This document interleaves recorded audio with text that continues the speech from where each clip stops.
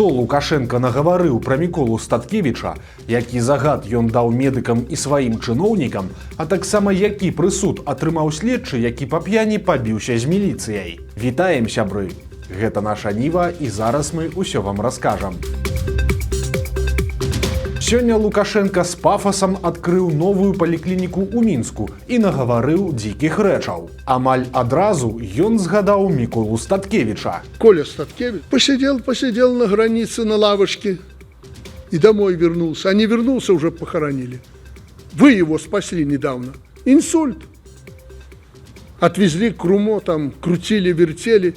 Это там единственный аппарат в стране, по-моему, надо посмотреть, может еще пару штук купить, всякое же может быть. Спасли. Прычым Лукашенко цынічна прамаўчаў, што Статкевіч трапіў у бальніцу з калоніі, дзе яго і давялі да таго інсульту.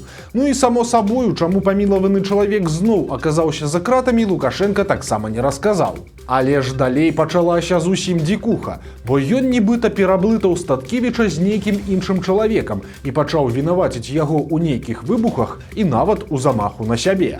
Спасли мужика, который взрывал, который хотел перевернуть страну, убить президента. А как жареный петух клюнул, побежал к этому самому президенту в диктатуру, чтобы его спасли. Вы его спасли. Прычым падобна, што гэта не памылка Лукашэнкі, а свядомая хлусня. Усё ж справы сваіх прынцыповых апанентаў ён добра ведае. Напрыклад, за Ціхановскім ці Залатушкам ён прыглядвае і па сёння. Ну а словы пра тое, што Статкевіч пабег да Лукашэнкі ці прасіў у яго нейкай дапамогі, гэта ўжо і зусім па-за межамі. Але затым Лукашенко пачаў расказваць казкі пра нейкія тысячы чалавек, якія просяць у яго дазволу на вяртанне. Вон посмотрите, что творится в хваленой Польше, куда некоторые наши побежали. А сейчас просятся, тысячами просятся в диктатуру. Я говорю, вы что, с ума сошли? Там же... Не-не-не, мы домой хотим. Кідаецца ў вочы, што Лукашэнку апошнімі гадамі вельмі моцна баліць адна і тая ж тэма. І цяпер без дай прычыны ён пачаў папярэджваць сагнаных бюджэтнікаў пра пратэсты супраць яго ўлады. Когда вы боретесь с кем-то, и особенно против власти, прежде чем выйти на эту борьбу, вы 1000 раз подумайте, стоит ли вам вообще это делать. И сможете ли вы что-то сделать, если вы выйдете? Ну вот вышли в 2020 году. Ну что сделали? Вы должны понимать, я это вам откровенно говорю, это меня касается прежде всего. Если вы вышли бороться против меня или Владимира Евгеньевича и начинаете бить, ломать, стрелять, вы получите ответ. Так везде. Затым Лукашенко уключыў рэжым дзеда на поўную. Дык вось аказваецца, што цяпер яго слухаюцца і амерыканцы. Кстати, американцы молодцы, они начали делать то, что я Трампу посоветовал в последних переговорах. Могу уже сегодня сказать. А правы чалавека ў Беларусі, паводле яго слоў, вось што?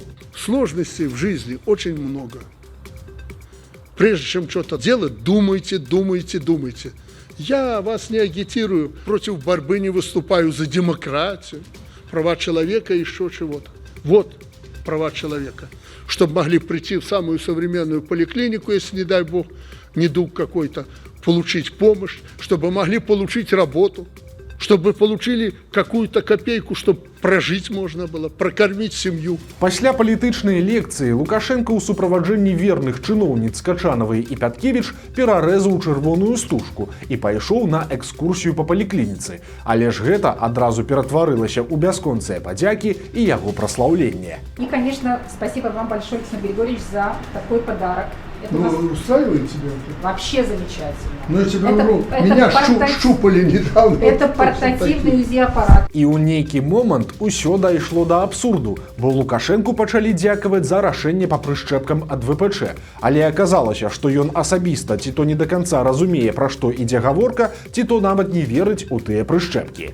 Вот благодаря вам, вот про то, что сейчас говорили, сегодня девочек прививают уже от вируса папилломы человека. Я это сначала подвергал сомнению, думаю, ну если врачи... Нет. Значит, с прошлого вы года. уверены, что это благодаря вакцинации? Да, Конечно, да. конечно. Ну, А у дай них бог. ничего другого нету, кроме вакцинации. Акрамя таго, Лукашенко прызнаў, што ў мінскіх медустановах заўсёды будуць больш прасунутыя і перадавыя тэхналогіі і заклікаў зрабіць так, каб сталічная медыцына была даступнай і для жыхароў іншых рэгіёнаў.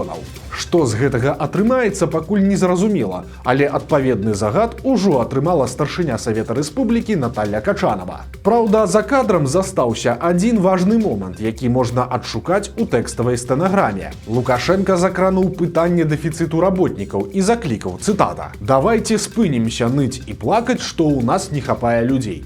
Мне хочацца, каб у Беларусі ўсё было прыгожа і якасна. Людзей у нас хапае. Трэба выбудаваць сістэму так, каб тыя людзі, якія ёсць, маглі працаваць, зарабляць і абслугоўваць насельніцтва. Гэта больш чым на 200% тычыцца Міністэрства аховы здароўя. Медыкі, як прэзідэнт, колькі трэба, столькі і працуюць». Канец цытаты. Дык вось выглядае, што ўсё гэта ускосны загад, каб медыкі працавалі больш, бо сам Лукашенко пра сябе любіць паўтараць, што ён працуе без водпускаў, што, як вядома, таксама чарговая хлусня. Ну а на днях Лукашенко парушыў закон, які сам жа і прыняў. У дзень матчу яго хакейнай каманды ён выйшаў на лёд у суправаджэнні свайго шпіца Умкі. А гэта, акрамя таго, што выглядае крынжова, яшчэ і забаронена заканадаўча. Паводле дакумента, падпісанага Лукашэнкам 2 гады таму, жывёлаў нельга прыводзіць у фізкультурна-спартыўныя аб'екты. Выключэнне робіцца толькі для сабак-павадыроў, але ж Лукашенко хоць і мае праблемы са зрокам, але, здаецца, яшчэ не настолькі сляпы. Так што паводле закона ён мусіў бы сплаціць штраф ад 1 до 15 базавых велічынь, ці ад 45 да амаль 700 беларускіх рублёў. Беларускага сілавіка асудзілі за п'яныя прыгоды і бойку з міліцыяй. Але прысуд можа вас здзівіць. Падрабязнасці гэтай гісторыі ў банку судовых рашэнняў Мін'юста Беларусі адшукалі журналісты партала «Зеркала». Імя і прозвішча мужчыны не называюцца. Ёсць толькі пасада і званне. Намеснік начальніка аднаго з аддзелаў следчага камітэта і маёр юстыцыі. Дык вось, ён ехаў па Слонімскім раёне ў машыне разам са сваім малалетнім сынам, і падчас руху аўтамабіль віхляў па дарозе, выязджаў на сустрэчную паласу, а сведка нават заўважыў, што кіроўца пры гэтым нешта п'е з бутэлькі. Інспектары ДАІ знайшлі і спынілі той аўтамабіль.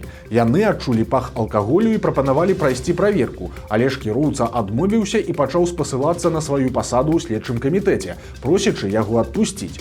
Пасля сітуацыя рэзка абвастрылася, бо мужчына скарыстаўся момантам, сеў у машыну і паспрабаваў уцячы. Адзін з інспектараў на хаду заскочыў у аўтамабіль і спрабаваў яго спыніць, пацягнуўшы рычаг ручнога тормаза. Кіроўца супраціўляўся, адштурхоўваў супрацоўніка і працягваў рух з хуткасцю каля 60 км на гадзіну яшчэ прыкладна паўкіламетра. Нагадаем, што ў гэты час у машыне знаходзіўся малы сын паддатага следчага. У выніку аўтамабіль усё ж спынілі, а кіроўцу затрымалі з ужываннем сілы і надзелі на яго наручнікі, бо ён працягваў супраціўляцца. У крыві сілавіка выявілі амаль 2,5 прамілі алкаголю, а таксама лекавы прэпарат з седатыўным дзеяннем. У выніку на яго завялі крымінальную справу за гвалтоўны супраціў міліцыі і да суда ён знаходзіўся пад вартай. На працэсе абвінавачаны прызнаў віну і папрасіў прабачэння ў супрацоўнікаў ДАІ. Вядома, што інспектары атрымалі нязначныя траўмы, а ў судзе папрасілі не караць мужчыну занадта строга. У выніку суд прызнаў мужчыну вінаватым і прысудзіў яму 4 гады абмежавання волі з накіраваннем у папраўчую установу адкрытага тыпу, прасцей кажучы, хімію, а таксама яго пазбавілі спецыяльнага звання маёра юстыцыі.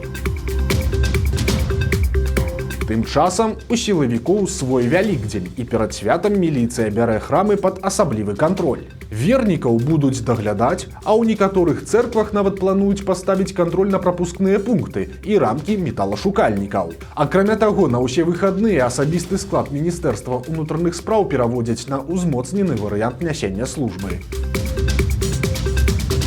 Стала вядома, каго з беларусаў улады не адправіць ваяваць. Белпол апублікаваў дакумент аб браніраванні ваеннаабавязаных у перыяд мабілізацыі. Прычым дакумент быў зацверджаны ўрадам яшчэ 11 красавіка 2023 года, але раней нідзе не публікаваўся і пра яго існаванне маўчалі і чыноўнікі, і Лукашенко. Дык вось у гэтай паперы прапісана, хто атрымае бронь ад прызыву ў выпадку пачатку вайны. Напрыклад, браніраванне гарантавана кіраўнікам і іх намеснікам у дзяржаўных органах і арганізацыях. Асаблівы статус атрымліваюць і асобы з вучонымі ступенямі доктара навук альбо званнем прафесара ці дацэнта. Таксама дакумент паказвае, што існуюць пералікі арганізацый, дзе браніруюць усіх пагалоўна, але гэтых спісаў няма ў адкрытым доступе, а нават на стратэгічных прадпрыемствах пад бронь трапяць не больш за 40% работнікаў, усіх астатніх адправяць у акопы. Калі вы кіроўца ці машыніст, а ваша тэхніка прызначана для войска па нарадах ваенкамата, то вы ідзеце ў войска разам з машынай. Ніякая бронь ад прадпрыемства тут ужо не ўратуе. Беларуса судзяць за мяжой па абвінавачанні ў тэракце. На лаве падсудных у літоўскім горадзе Шаўляй цяпер знаходзіцца 6 замежнікаў. І гэта сапраўдны інтэрнацыянал. Грамадзяне Расіі, Калумбіі, Іспаніі, Кубы ды Беларусі. Усіх іх вінавацяць у спробе падпалу вайсковага абсталявання, якое прызначалася для выкарыстання ва ўкраіне. Кошт гэтай тэхнікі ацэньваецца прыкладна ў некалькі мільёнаў еўра. Следства лічыць, што злачынцы дзейнічалі па інструкцыях галоўнага разведвальнага ўпраўлення Расіі. Абвінавачанні вельмі сур'ёзныя. Усім фігурантам справы пагражае да 15 гадоў пазбаўлення волі. Асоба беларуса не раскрываецца. Вядомыя толькі яго ініцыялы МБ. Пакуль Лукашенко расказвае, што правы чалавека гэта паесці і схадзіць у паліклініку, стала вядома пра чарговую падлянку ад яго чыноўнікаў. Цяпер яны анулявалі пашпарт нобелеўскага лаўрэата і былога палітвязня Алеся Бяляцкага. Прычым дакумент дзейнічаў да 2028 года, але цяпер сістэма беларускай міліцыі пазначае яго як нядзейны. Тое ж самае адбылося і з пашпартамі іншых нядаўна вызваленых вядомых беларусаў. Пра ануляваныя дакументы паведамілі журналіст радыё «Свабода» Ігар Карней і праваабаронца Владзімір Лапковіч. Загадкавыя замежнікі і крымінальная справа ў Беларусі. У Гродні завялі крыміналку на кіраўніцтва чарговага дабрачыннага фонда. Яго заснавальнікаў вінавацяць у прысвойванні сотень тысяч беларускіх рублёў. Прычым фонд пад назвай «Цуд дзецям» заснавалі не беларусы. Міліцыя абцякальна называе іх замежнікамі, але ж знайсці імёны падазраваных зусім не цяжка. Заснавальнікаў завуць Эрнест Іваноў і Давыд Сычоў, а дырэктарам з'яўляецца Аляксей Лучшэў. Адпаведна, з якой краіны прыехалі тыя замежнікі, здагадацца няцяжка. Расіяне вырашылі пагрэць рукі, але ж нічога не выйшла. Паведамляецца, што яны выкарыстоўвалі валанцёраў, якія збіралі грошы на цэнтральных вуліцах Гродна, Брэста, Віцебска і Гомеля.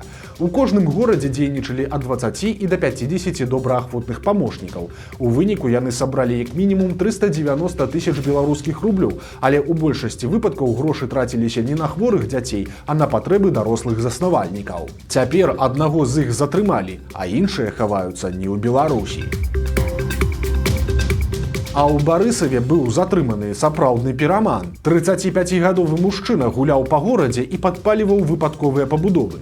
Пасля ён адыходзіў на бяспечную адлегласць і назіраў за тым, што адбываецца, а затым проста хаваўся. Вядома, што мужчына датычны як мінімум да 4 эпізодаў. Падпалаў 2 жылых дамоў і 2 гаспадарчых пабудоў.